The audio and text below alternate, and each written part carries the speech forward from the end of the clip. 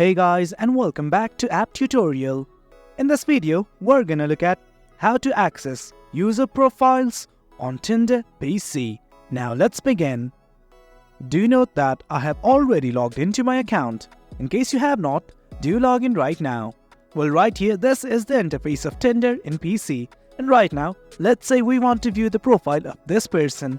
Well, here's what we can do about it. In case you want to view it, here's the option that says I. Simply click on it. And then you can view the profile of the user. In case you want to close it, here's a button like this that's a downward arrow. Simply click on it.